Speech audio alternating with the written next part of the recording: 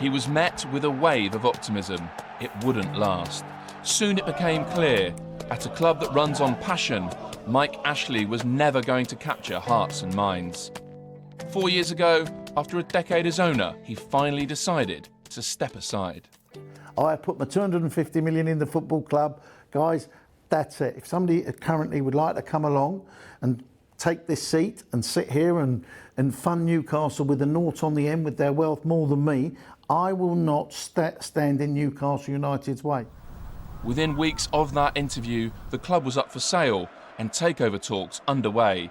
To the disappointment of supporters, no deal materialised.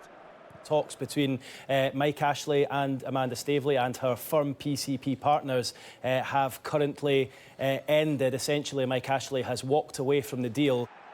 A popular manager lost patience, and his replacement bore the brunt of the frustration. Wait from a Champions League winning manager to someone who's been managing the Championship the last few years. It's not good enough, is it? Bruce and Newcastle limped on. Then, in April of last year, another twist. Amanda Staveley was back, this time with new investors, the Public Investment Fund of Saudi Arabia. A deal looked close, but Saudi involvement led to doubts over whether the consortium would pass the league's owners and directors test.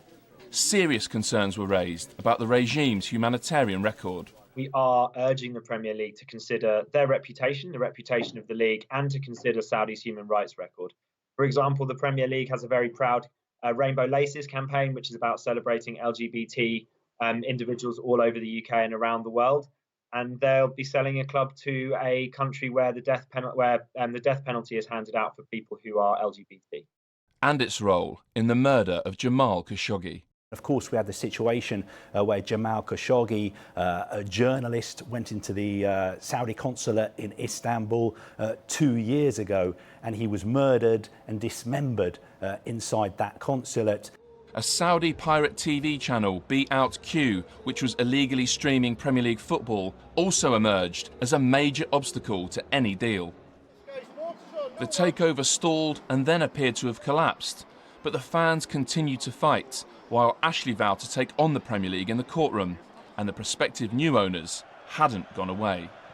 We believe that this is very, very important for Newcastle and for the fans, and we're not going to give up. Then last week, the piracy dispute in the Middle East was resolved, and in a dramatic 48 hours, the takeover of Newcastle United approved and completed. This is the best day ever. Look at this. This is Newcastle. We're the new Newcastle.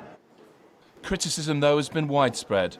The Premier League sanctioned the takeover after receiving legally binding assurances that the Kingdom of Saudi Arabia will not control Newcastle, despite the makeup of the PIF board, which now owns 80% of the club.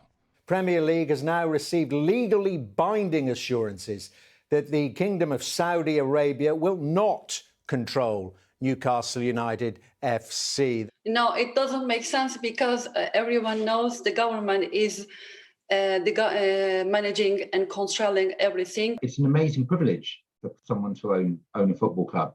And I think for that privilege to be in the hands of something where it's being used to just wash the reputation of a place that has such heinous, terrible human rights abuses, that for me is just a really, really sad day. It's no straightforward fairy tale, but what is clear is that a club in the Premier League's bottom three are now one of the richest and most powerful clubs in world football.